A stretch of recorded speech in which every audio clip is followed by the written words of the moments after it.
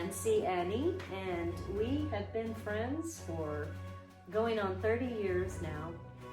We met in postgraduate school at what was at the time Southwest Texas State University in San Marcos, Texas. It's now called Texas State University. That was about 1995. Exactly. So 1995. Today is January 20th, 2021. Yes, we're watching the inauguration. Yeah, it's a big day. This is a big day in the United States of America. In the television here that you can't see, but we can see, we have the inaugural parade for the inauguration of Joseph R. Biden and Kamala Harris. So this is a great time to be Yes, indeed, it is. doing this and being here together to celebrate this special occasion. Because we've been through a lot. Yes, I'm glad you were here to come to celebrate this occasion together. Yeah, so I was also here on December 6th, January 6th, the day of the count of the votes, a very controversial day. And as the event was unfolding at the DC Capitol, I grabbed my laptop and came from the guest room into Caroline's bedroom suite and said, "You need to be watching this because something big is happening." Oh, yes. So, two big days that we're spending together, January of 2021. And Caroline wants me to explain that when we met, she didn't quite sound like this. To me, right now, she just sounds like someone who came from another country maybe a few years ago and, has a good command of the English language, but who hasn't been here for actually as long as she has been here. Because you've been here since you were how old? 19. To be exact. So I'm 52 now. So She looks great.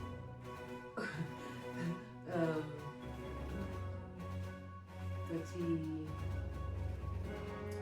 A lot of years. Exactly. I was just telling a bit of the story about when we met and some of the things that have changed in Caroline's life in particular, because she's working on her autobiography to tell the story of her migration from Cameroon to the United States at the age of 19, and how we met and what we have experienced together, some mutual experiences in life.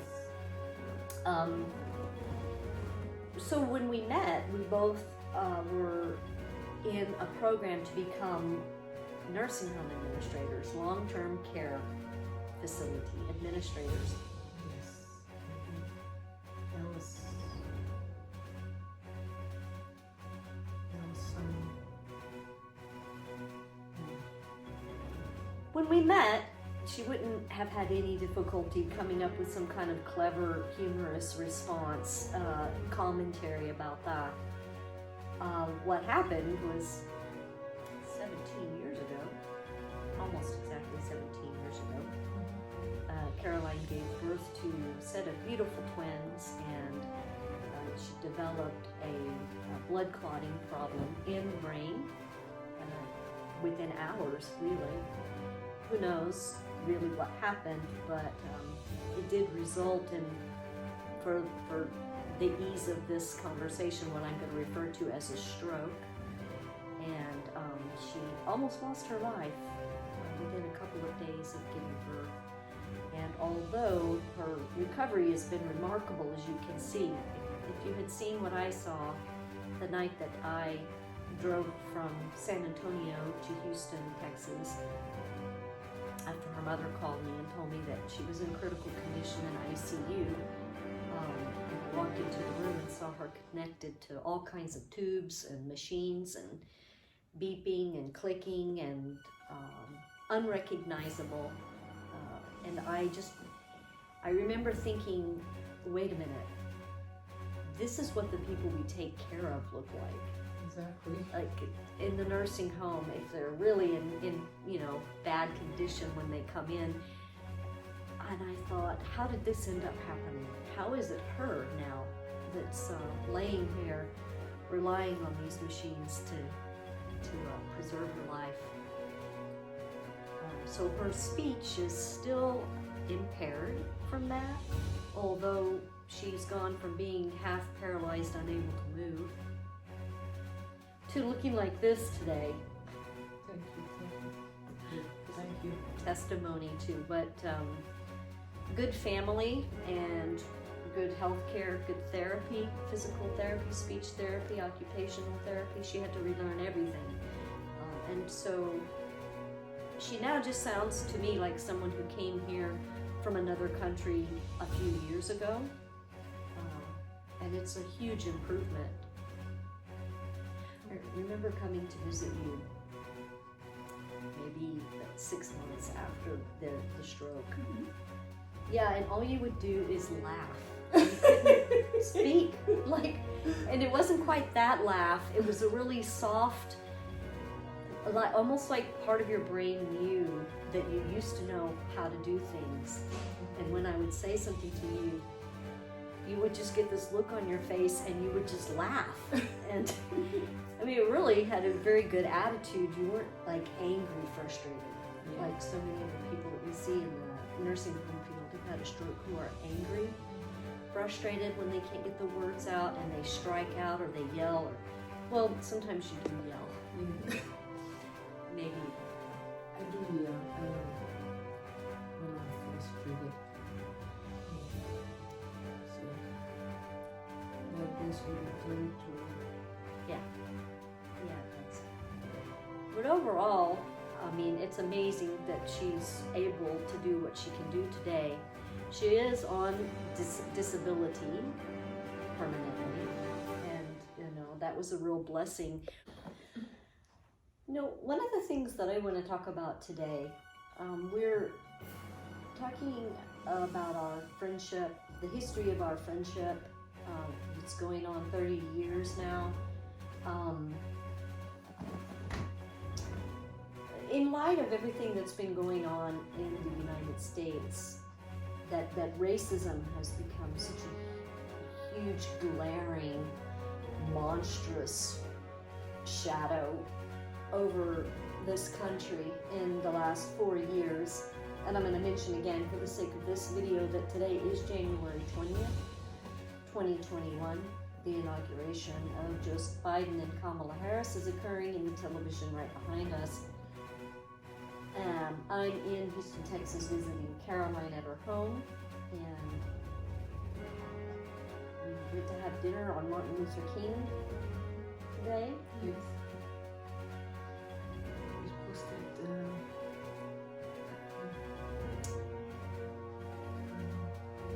Facebook.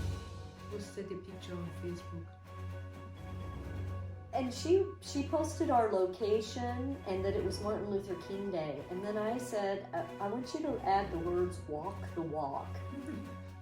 Yes. Now, do you know what I was talking about? You talked about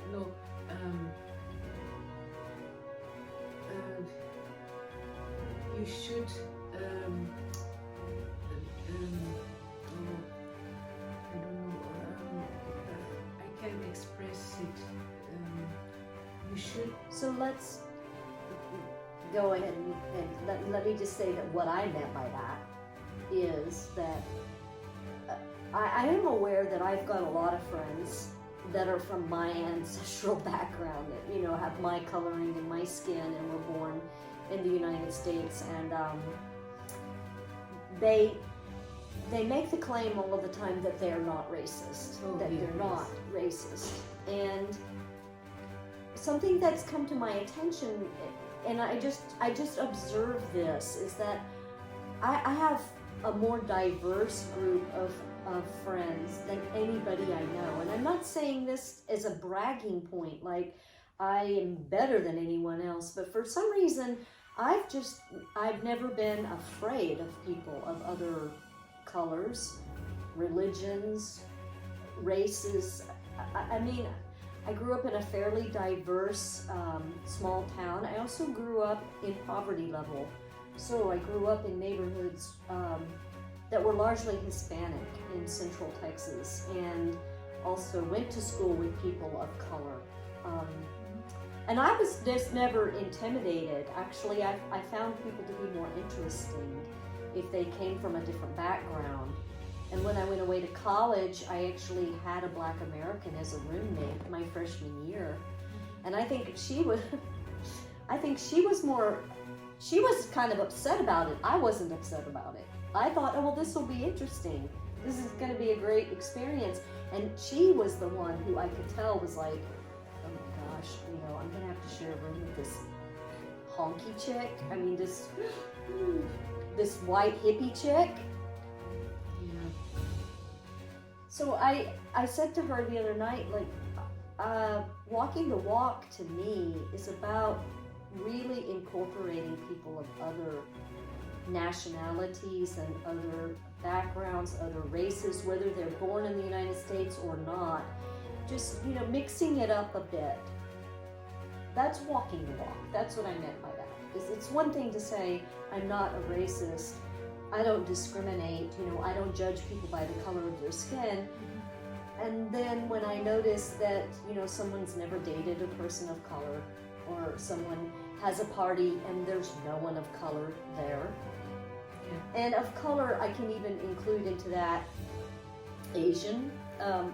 We have 3 main races on the planet, and Asian people, Caucasian people, and Black people.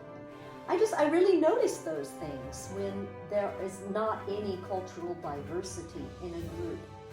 And I don't know what that's about. I mean, I don't know why more of my white friends don't have more diversified group of people. But what about your group of people? Yes.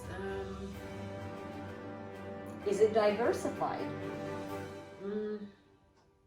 Not really. Because I consider you my friend and my sister. So we go back a long way. So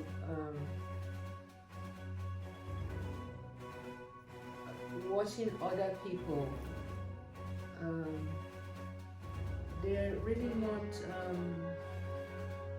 that diverse, because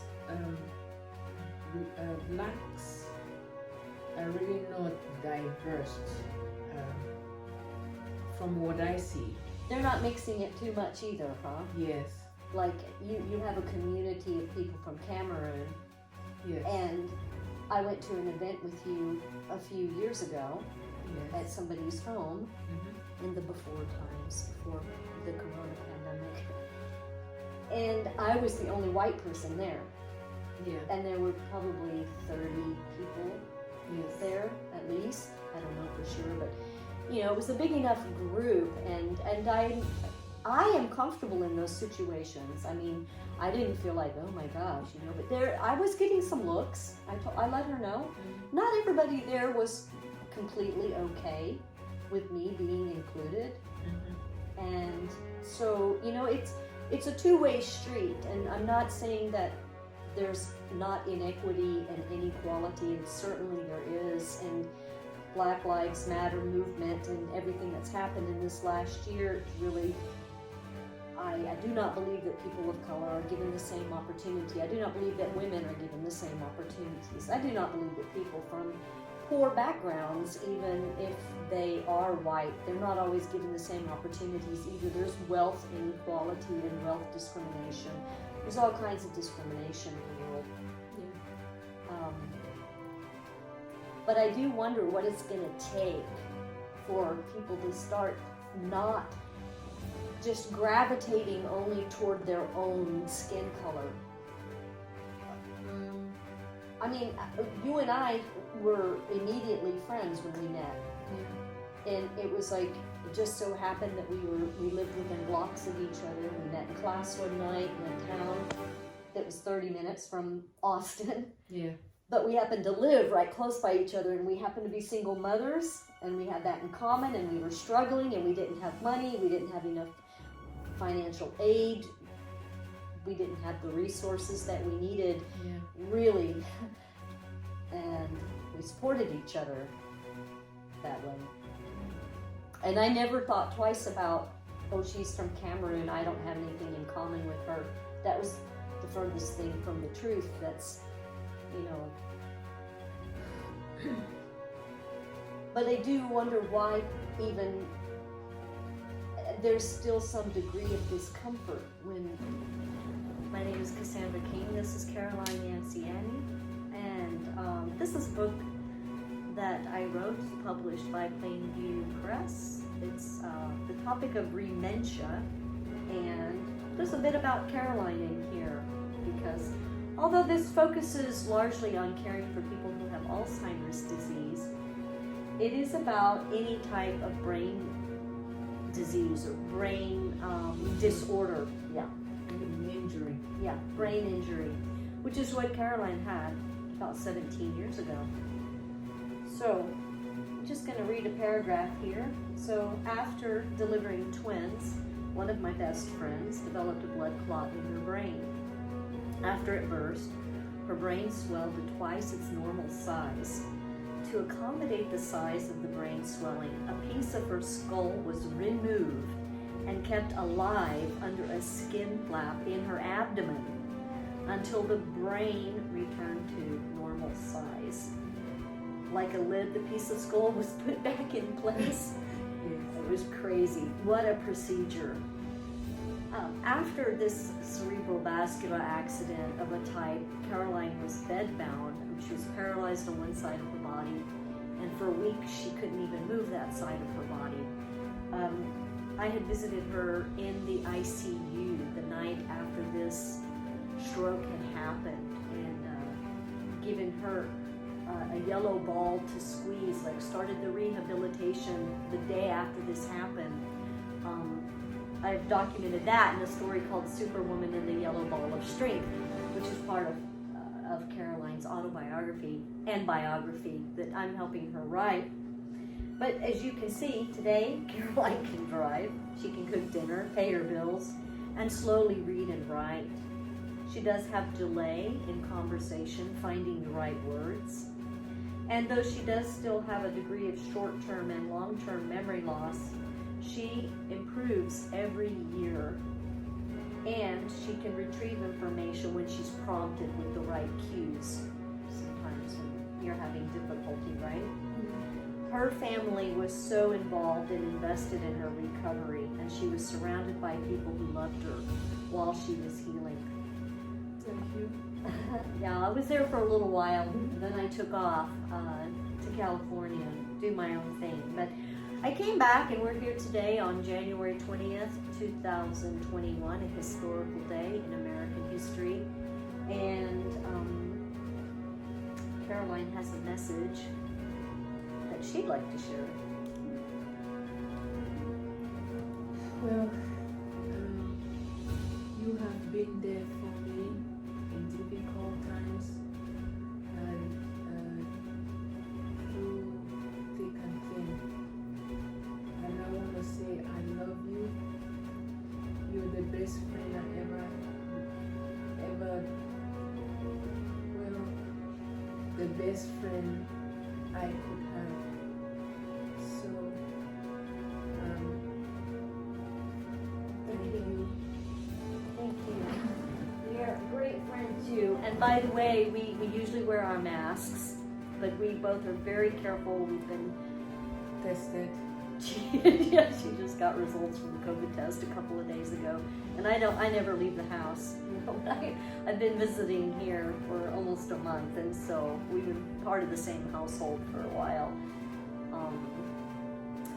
So thank you for that message, and for the future, I just want to put it out there that, you know, we can endure a lot as individuals. We can undergo major life changes, circumstances that we did not foresee, or even things maybe that we know are coming, but we don't know how to respond to them. and life can be hard. We're entering a new era now with the Biden administration, and I would really like to see more people give mixed friendships a try. Yes, really. Learn from other cultures, learn from other races, learn from people from other countries, or from your very own country but from a different neighborhood. Exactly. Or from your neighborhood but from a different house. Yeah. So Just mix it up a little bit. I love you, my sister. Oh, we're gonna hug again. Alrighty. I think that's it for today's session. Okay, thank you. Good job.